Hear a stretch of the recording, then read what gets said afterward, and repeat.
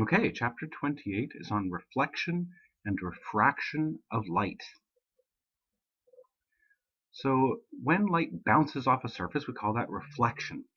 And what a mirror is, it's a shiny metal surface, and it contains electrons. And when light, which is an electromagnetic wave, hits the metal, it accelerates the electrons, which then re-emit light. And if you have if you have two parallel mirrors, you can get many reflections from the mirror, which cause all these multiple images.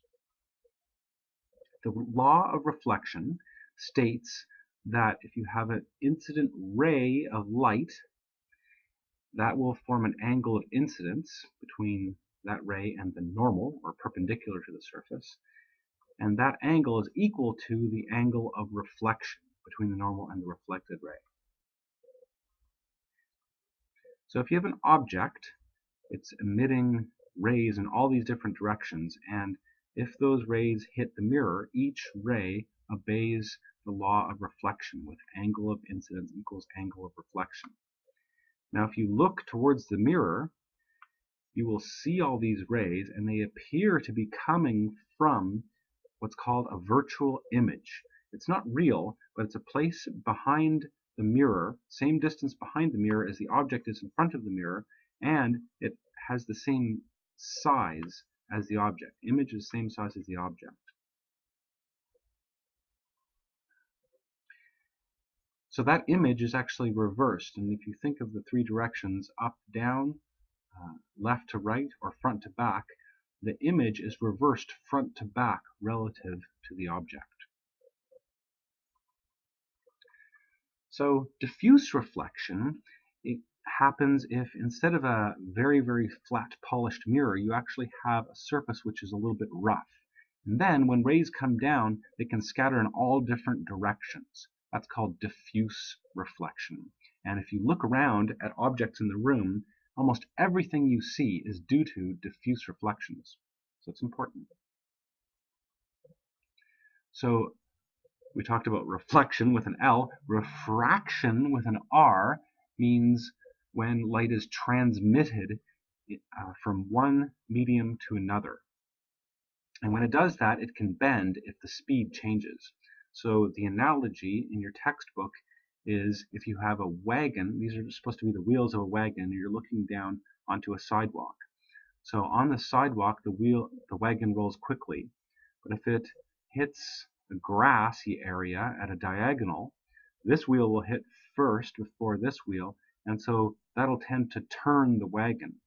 And if you look at a normal between the sidewalk and the grass, it turns towards the normal when it's going from fast to slow. Well, the same thing happens with light. If light starts in air and goes into water, it slows down and can bend towards the normal. So here is a ray of light going from A, bending towards the normal when it goes into glass, and then bending away from the normal when it exits glass. And it turns out that by following this wiggly path, the light is actually minimizing the time it spends in the glass and getting from point A to point C as quickly as possible. So the index of refraction, n, is a number which indicates how much the speed of light differs in a material from its speed in a vacuum. Also says how much the rays bend. And the equation is n equals the speed of light in a vacuum divided by the speed of light in a material. This is a dimensionless number always greater than or equal to 1 for a material. One of the illusions caused by refraction is if you are looking at a fish and you're out here in the air and the fish is in the water, light rays will come off the fish, and since they're going from slow to fast, they bend away from the normal, making an image of the fish which is above the actual fish. So if you're standing here and you're spearfishing and you want to hit that fish, you'd better aim high.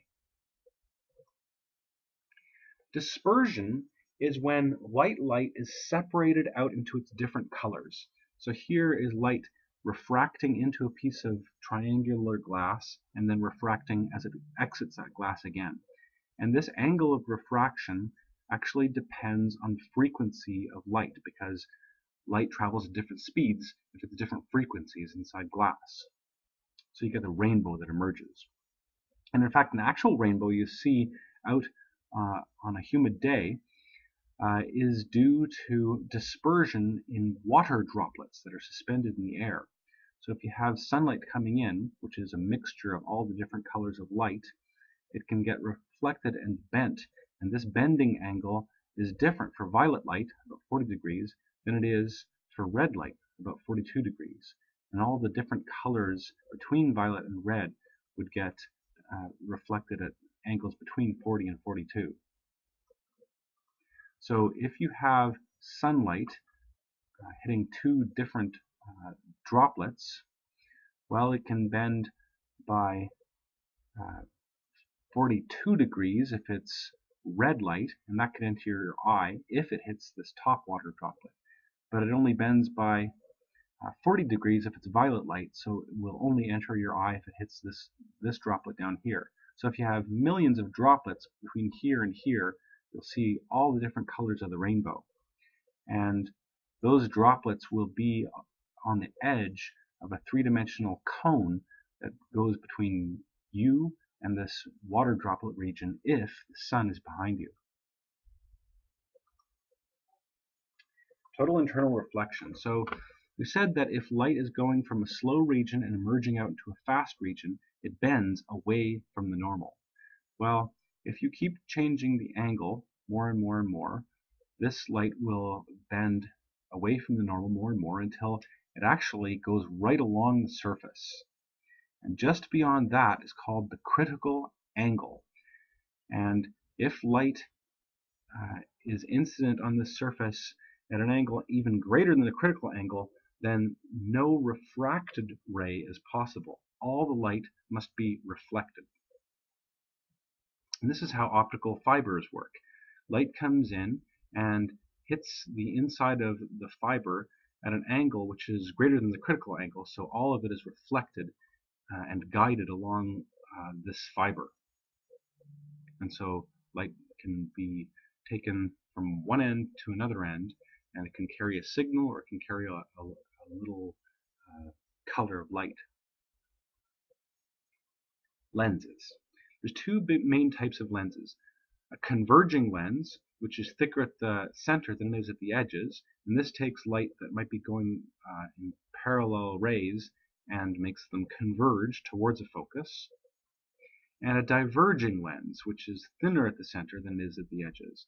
This takes parallel rays of light and makes them diverge or spread out away from some point.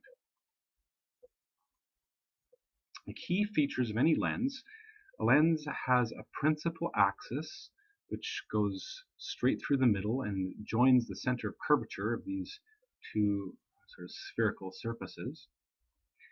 It has a focal point, in fact two focal points, which if you have parallel rays on one side of the lens, they will come together and pass through the focal point on the other side of the lens. And the focal length of a lens is the distance between one of the focal points and the center of the lens. So a converging lens can form what's called a real image. Here's an object and light is spreading out in all these different directions. When it hits this converging lens, all those rays can be focused inwards to form a real image on the wall. A lens defect is called an aberration, and that's a distortion. So spherical aberration is if you have a lot of parallel rays and a lens which has two spherical surfaces, all these rays will converge not exactly to a point, but to more of a region, sort of a fuzzy region. And so the fact that they don't go through a point, but instead a region, that's called an aberration. You get a fuzzy dot.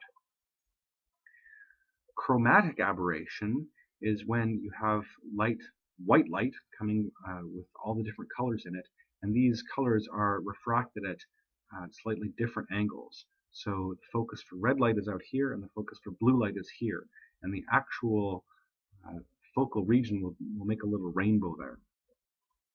Lastly, astigmatism is just when these surfaces are not perfect, and depending on where the rays hit the lens, they focus in slightly different places.